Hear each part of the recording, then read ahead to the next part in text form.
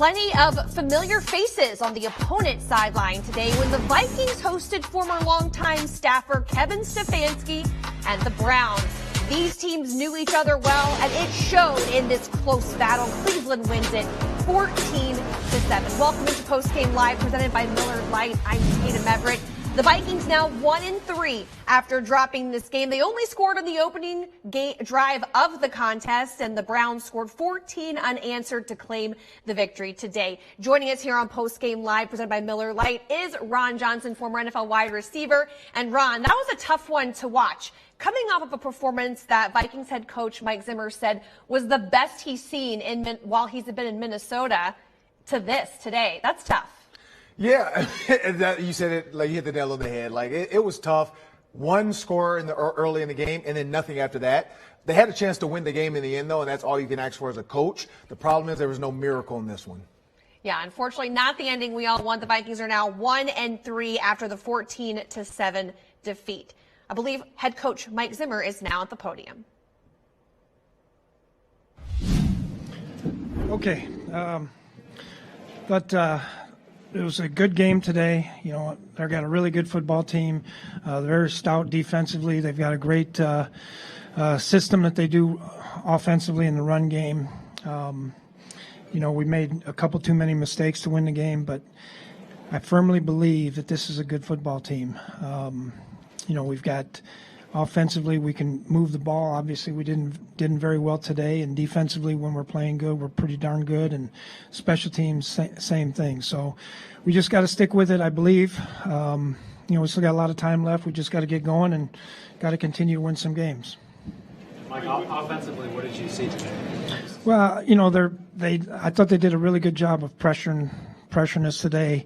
They didn't allow us to get the run game going very well, and so that played a part into it as well. What kind of adjustments did they make after your opening drive? And are you surprised at how much you guys were shut down on offense after your guys' opening drive? Yeah, we moved the ball really well. That first drive went right down the field and scored. The second part of it, you know, they started pressuring a little bit more. You know, those two number one draft picks were a pain today on our guys. So, but they did a good job in the run game, especially, and that allowed him to rush the passer. Mike, what happened on the extra point with the timeout? Yeah, apparently somebody was in there, and so one of our guys called timeout, you know, which no one should call timeout but me. So that was a mistake that we made. Mike, how much of this is fixable? You know, some of the issues that came up today. Like what issues, Joe?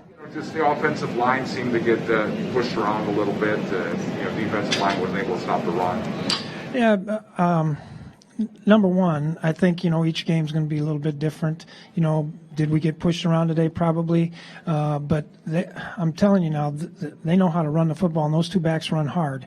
I'm not discouraged one bit about the lack of stopping the run. You know, at the end of the day, they scored one touchdown against us. And, you know, I still believe, you know, offensively, we can look like we did a week ago. You know, and 2 weeks ago as well. So, like I told the team, I've been doing this 27 years. I know good teams and I know bad teams. And I know that this team has a chance to be pretty darn good. We may not look like it right now because we're 1-3, but, you know, it's even like Kevin said to me before the game, you got a really good football team here. So, and they do too. They just were a little bit better than us today. Mike, what makes you not discouraged with the run defense right now? What do you see that you think you could build upon there? My experience. I feel fine about it. It'll be fine. You guys worry so much about stats and not about how things look and how things are. Now, we gave up a 30-yard run on 2nd and 30 in a 2-minute drill. I'm disgusted about that, yeah. But for the most part, you know, there was a lot of good things that happened today. Like with your running game, how much was Dalvin's ankle still an issue, do you think? I don't think it was an issue. He came out during the game one time, a little gimpy, and we took him out for a while, and they said he was good, and he went back in. Mike, Kirk was obviously under a lot of pressure, but how do you think he did today? It's hard for me to tell. I mean, you know, he's getting whacked quite a few times. So we'll just look at the tape. And, they had a couple of times we had some maximum protection, and I know that the tight end got beat a couple of times, and so, we got to look at that protection when we're doing that. What happened with Michael Pierce having to leave, and is any concern about that moving forward? Yeah, I don't know. He's going to get an MRI. Do you have a prognosis for Bashad Breeland? Excuse me? Do you have a prognosis for Bashad Breeland? He was sick. Were you able to see how Cameron Dancer did at all? Just looking at him? Not really. I mean, I don't know. And with the run game, to double back on that, was it more of an issue with just not opening up holes for Alexander when he got in there? I think, typically when you're running the wide zone like we are, typically you start him one way and you get the backside cut off. I don't think we did a good job of getting the backside cut off today. What was it like coaching against Kevin Stefanski, and what was kind of your interaction with him both before and after the game? Typical.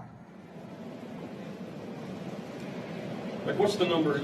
Is it 17 you look for your defense to hold the team and you feel strongly about winning if you keep it at that number? Probably one more than they have, I guess. But, in today's NFL, typically if you hold them to 20 or less, you probably got a chance to win. So it used to be, when I first got in the league, the goal was always 17. So, but, this is a team game. The offense didn't lose this today, and, the defense didn't lose the game. We all lost the game. In that final drive, 8 seconds left, the ball's thrown short to Conklin, who runs out of bounds. It takes like 5 seconds off the clock. Is that a play where you're... We were just trying to get a little closer to throw the Hail Mary. Time for 2 more. All right, thank you. So I guess no 2 more for Zim today. Very short with the media, but I think one thing I took away from that is his assuredness that this is still a great team. Yeah, it is. Honestly, and I know people are going to bring up, like Mike Zimmer said, you want to focus on the stats, and we're going to, there's other things that go into a game other than just the stats. Like he said, upset about the 3rd and 20 and giving up 33 yards. You don't do that. We get, people always joke, 3rd and 20, run a draw. That's the worst play in football because there's no chance you're going to get a first down. Well, clearly the Vikings were thinking opposite. Hey, they're going to throw the ball deep, and then nobody was up there. So that's kind of the problem with what's going on. We can't focus on the stats. The team's going to be okay. They just, if they're 1-3, I'm pretty sure there's some teams that made the playoffs going 1-3. Yes, of course. Let's switch the focus and focus on those highlights to see where he got there, because right in the beginning, it seemed very promising. On the opening drive, they marched right down the field, and Kirk Cousins ends this one with a Justin Jefferson touchdown. Yeah, Justin Jefferson runs a great out stop. He makes the outside DB think he's going to try to go to the corner, and he turns perfect. Kirk Cousins delivered into his own. He was on fire early. He is such a great route runner, especially in the red zone now. I think his route running and his dancing are about even. Yeah, totally. A little twist there on the gritty. I like to see it. Well, here at 4th and 4, Everton Griffin, with a lot of help from Danielle Hunter, gets a nice sack on, at 4th down. A big turnover on downs there, too. Yeah, and the momentum was going the Vikings' way, and you heard it. The crowd was absolutely electric at this point, and it just went away. Yeah, the offense struggled. This was in the second quarter. They were able to get this call. Cleveland tried to challenge this one, but KJ Osborne with a great snag here. I'm surprised Cleveland challenged it because the coach in the orange is standing right there. Your job is to tell him not to challenge. The only bad thing is they respond with an 18-play, 8.5-minute drive ending with a Kareem Hunt touchdown. And we forgot there was a penalty on this play as well that gave them a chance to come back down. Very true. And have 4 more downs, which, again, I think that was a bad call by the ref. And then they go for 2. And that was the dagger. You have another penalty on a Sheldon Richardson timeout. Mike Zimmer said that I'm the only one to call timeout. Stefanski takes a gamble and goes for 2. So the Vikings are trying to stay in this one. It was 14-7 on this last drive. It would have been a Kirk Cousins interception, but they called pass interference on Hill. And he did. It was a sneaky hold of, you see it right there, sneaky hold of the jersey. Vet move. But the back judge was right there to see it. So on 3rd and 10, Kirk Cousins back to pass, and he finds Adam Thielen, very silent during this game, but 19 gets 19 yards there. Yeah, it was not a normal Thielen day today. No, it was not, and he probably could have used a little Thielen in this. The final play of the game, as Coach said, going for the Hail Mary, and it comes up short. Yeah, and again, we're going to see right here where Thielen is kind of getting held, but right there, they're going to say both of the guys are kind of jostling to get position. Hail Marys are one of the plays where refs are going to let the play out. Yes, 14-7, Vikings fall to the Browns today. Let's take a look at those final stats. I think there are two very glaring stats that you need to check out on this one. 184 rushing yards allowed, and the time of possession. The Browns had the ball for over 11 minutes more. Yeah, 35 minutes is an eternity in a football game. It felt like it. And we were talking about that, like when I think in the second quarter, it felt like they had the ball for 45 minutes. And it's in our real time. You know, our real time was 45 minutes. And it just goes to show that the run game does work. All right, we've got a lot of that to talk about. We will get to that run game as they just drained the clock in this one. We will talk about some of the positive things to take away from this game, like the defensive line pressuring Baker Mayfield, as well as Justin Jefferson's big contest. So let's dive in, Ron, and talk about the 1-2 punch of the Browns, Kareem Hunt and Nick Chubb. You know, it was funny because at one point I was like, well, is Chubb not playing? Because Hunt was doing so well. And then you'd see him switch it out, and together the two-headed monster just really made the Vikings pay today. Yeah, and Stefanski lives by the pair and the spare. He has two good running backs, and then he's going to have a third one that comes in if he needs it. But he didn't need the spare today. He had two good guys going back and forth. He doesn't want to give Baker Mayfield third and long. He's only faced 5 third and longs up until this point, 5 third and 7 and pluses. He's only at 5, which is the least in the NFL. Because on first and second down, he's dedicated. He's like committed. I'm going to run the ball, and I want to get you in 3rd and 3, and it works for him. Yeah, and Baker Mayfield, it was a rough game for him today. We'll get to that in a second, but let's take a look at his scatter chart because his QBR rating, 59.5. As you can see, not many green dots, not a lot of action on this scatter chart as he went 15 of 33 for 155 yards and no touchdowns. Yeah, and I've said that numerous times, though, but Baker Mayfield, if you look at this on third down, he was 10 for 16 coming to this game, 62%. That's not good. You know, he had 1 interception, no touchdowns, a 58.6 passer rating on third down. So if that's your quarterback, you're like, I don't want him to have, to win the games for me on third down. And so that's why Stefanski on third down ran a lot of screens. He's going to run a lot of quick tunnel screens to the receivers. And then he's going to do a lot of dump offs over the middle to Kareem Hunt, which he did today, and Chubb. Both caught a lot of, or not a lot, but a couple, as you saw in the chart, right in the middle of the hashes. Like, I'm going to dump it down. I'm going to let Odell Beckham and Donovan Peoples-Jones clear out. I'm going to let my tight ends take these linebackers, and then running back, you just sit there. And it's a design dump off. Like, Stefanski's telling him in his helmet, hey, you don't have to be a hero. Yeah. Our defense is pretty good. And he's actually taking Mike Zimmer's formula. Like, that was Mike Zimmer's old formula. Run the ball. Let's not make Kirk kill us. You know, don't kill us. Just do what you do. And then let the running backs and let the defense win these games. And that's what Cleveland's doing right now. Yeah, I mean, you could tell that this defensive line kind of got into the head of Baker Mayfield throughout the contest. Despite the 14-7 score not going our way, 3 sacks today between Everson Griffin, Dalvin Tomlinson, and Danielle Hunter. But Hunter played a big part in that big 4th down sack there by Griffin.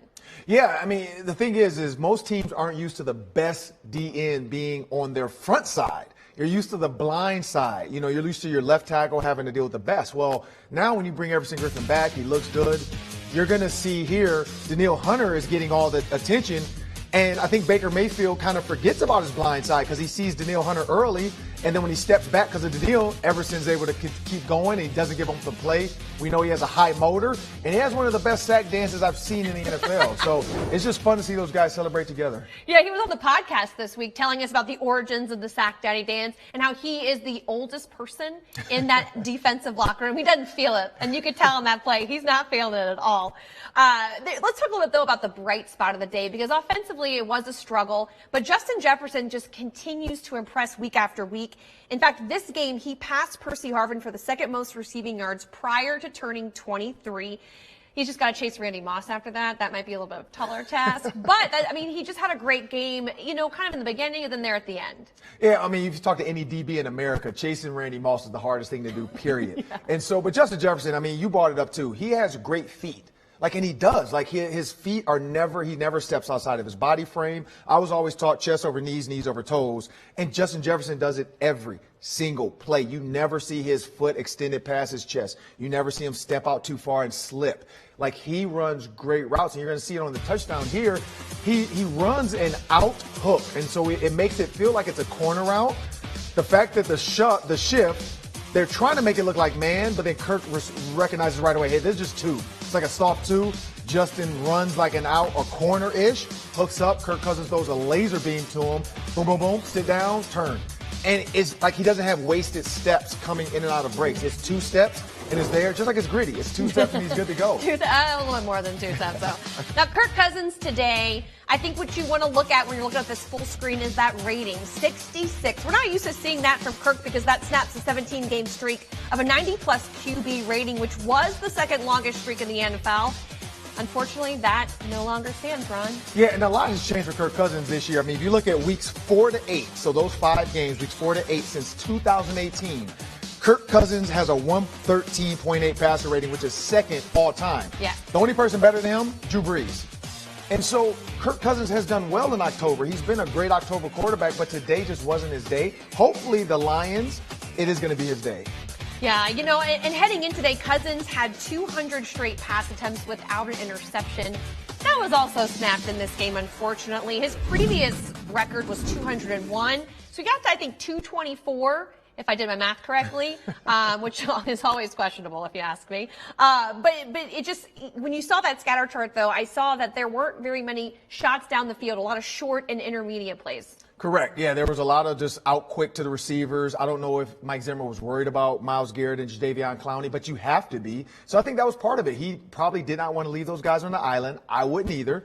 And he was thinking, let's get the ball out of Kirk's hands quick because, I mean, honestly, Stefanski being an offensive-minded coach going into Cleveland and having a great defense, it's usually the other way around. Usually offensive-minded coaches go in and have a great offense, and their defense struggles. I think Stefanski, he's a student of the game. He's been around for, forever almost, it feels like, 17 years here. And so he probably went there thinking that, like, you know what? Mike Zimmer had a great defense here, and he's a defensive-minded coach. Our offense was always kind of blah. Well, let me not go into Cleveland and do that. And he hasn't. He's let the defense kind of be the focal point. In his offense, he's like, I can control them. I can do what I need to do. But for Zimmer, with Kirk Cousins, I don't know what the game plan was. It just wasn't there. Now, Kevin Stefanski knows a lot about quarterback Kirk Cousins, obviously, from his time here. So let's actually head out to the podium where number 8 is at right now.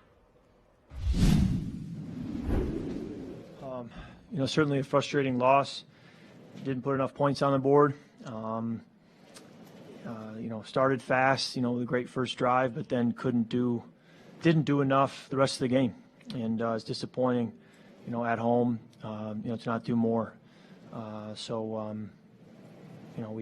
have to, learn from it. Watch the film, be very critical, and correct things, and then move forward. But I can answer any questions you have. How much is built on with the offense built in the run game? How difficult is it when you get 65 rushing yards, Cooks in and out, just to kind of get the offense going? I think the Browns did a good job, made it after the first drive. They did a good job just kind of making it a tough day for us trying to move the football. What were some of the things that they did? I mean, it just changed so dramatically after you guys moved the ball down the field fairly easily, I guess, in that first drive. Yeah, it wasn't any one thing. It was a different reason for each drive. So, it wasn't any one thing. Kirk, this team is 1-3 off to a slow start again. You guys are going to have to fight back once again. How tough is that going to be on the team to keep everybody together? Not tough to keep people together, but just tough, always to dig yourself out of a hole. You'd much rather be 4-0, 3-1, have the wind at your back. But, it's a part of, being tough and tough-minded and finding a way to keep going and keep working and getting better, and that's what we'll do. Kirk, in those final seconds on the final play, how do you balance knowing when to take a shot at the end zone to try to tie the game versus try to inch a little closer? I think it comes down a little bit to just how much time do you have from a pass rush standpoint. How are they playing in terms of how aggressive are they and how soft are they? And, you can't turn the ball over, otherwise you don't have that chance at the end. So you're better off, taking as many yards as they'll give you to get yourself into a realistic throw at the end where, it'd have to go to the end zone. How difficult was it? I think that Kirk Cousins and head coach Mike Zimmer will have a lot to look at when they have their Thursday film session together, Ron. Yeah, there's going to be a lot to, honestly, Lots to unpack there. It's a lot to look at. But it honestly, I think in this instance, they're just going to move on. They're like, you know what? It happened. Move on. We don't even want to talk about Stefanski and the Browns anymore. Let's just go to the Lions. What are they going to do to us? Speaking of, Ron, let's also move on. Yeah. It was a big NFC North day today. Now, the Steelers are currently up on the Packers 7-0 in the first quarter of that game, which is obviously going on right now at Lambeau Field. And then elsewhere in the division, a battle at Soldier Field. The Bears walk away winners over the Lions 24-14. And I think, that makes us pretty excited to see an 0-4 Lions team come here to US Bank Stadium next week, Ron. Yeah, and what's crazy is Jared Goff threw for 300 yards and 2 touchdowns, and they still lost. So. But those are Matthew Stafford numbers. We've seen him do those for years, and they just were never able to really come together as well. Yep, true. And then Justin Fields, 11 for 17, so I think they wanted to make sure he didn't do too much either, and now I think they found their recipe. It's let's get him on the move a little bit, and then let's try to run the ball as much as possible. Well, let's take a look at those Lions, ahead to the Lions. I know that it would be great to get another victory back in the system. Last week was nice. Really wanted one this week. So what do they have to do to get it done next week against the Lions? Honestly, let the Lions do what the Lions do. Let them snap the ball to the quarterback off his shoulder. Yeah. And give it back. Yeah, the Lions find ways to lose that are interesting every week. Now, the Ravens game, they almost beat the Ravens. It came down to a 66-yard field goal, so you can't fault them for that. They almost beat one of the best teams in the AFC. But again, it's the Lions. They're going to come in here. I think the noise is going to mess with them. Jared Goff has never really done great when he's here. Yes, he hurt them when they went to L.A., but here he hasn't done great. Honestly, I just don't – the Lions defense, their mentality, the bite the kneecap stuff, I haven't seen it yet. They are not they're biting the dust. That's really about it. It's I don't know how much longer Dan Campbell's going to last. I'm guessing they're going to give him. He just got there though. They're going to give him 2 seasons maybe, but it just okay. I don't think that mentality works. I still don't understand why they got rid of Jim Caldwell. That should have been their coach. Yeah, well, I really hope that, the Vikings can get a lot of confidence from that matchup next week. Not thinking too ahead of things, I know that you have somewhere to be, though, the KFAN fan line. Yeah, a bunch of fans are probably jumping off their roofs right now. I'm sure it's going to be another exciting night for you, Ron. Thank you so much, though, for former NFL wide receiver Ron Johnson for joining us on Vikings Postgame Live. We do have one thing to do before we get out of here. We're going to send it back out to US Bank Stadium for Gabe Henderson with the Between the Lines segment alongside Paul Allen and Ben Lieber. All right, well, after a nail-biter, the Vikings lose 14-7 to the Cleveland Browns. The Vikings had it on the last drive of the game. Couldn't punch it in, but kind of the story of the game. Rush up the middle, press our interior offensive lineman, and get pressure on Kirk. And Kirk pretty much couldn't figure it out in the second half. That was a bloodbath, and Ben Lieber was field side, so he's there for the hitting and the popping and the cracking and everything. Kevin Stefanski and his Browns, Mike Zimmer and his super aggressive Vikings, that seemed from afar like a bloodbath, man. Yeah, it was not fun to watch. We all saw the aftermath, and they called a great game. Joe Woods, the defensive coordinator for the Browns, he brought enough pressure, I think, early on to affect the offensive line, the communication, and the trust factor, whether or not they're going to have some passes down the field. So then later in the game, they just have to bring 4 guys, throw in a twist.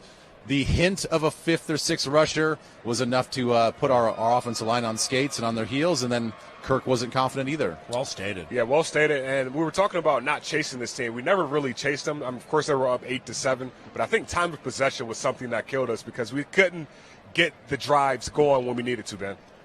Yeah, I think we all knew that was going to be the factor in this game was time of possession. I was hoping, and maybe it was too much wishful thinking, that I thought we could be a little bit more explosive, and maybe time of possession wouldn't matter as much. But clearly, with our defense on the field for that long, with that many big guys, with those big backs, it just eventually wears you down. PA, where do we go from here? 1-3. 2 more games into the bye week. You got Detroit Lions coming up. First divisional game, so this one means a little bit more, but how do we continue to move forward? Well, seeing the forest for the trees, and then the first game against Cincinnati with that 80 yards of penalties on the offensive line, that changed that game, but you could win. Then you go to Arizona, 37-yard kick, could have won, didn't.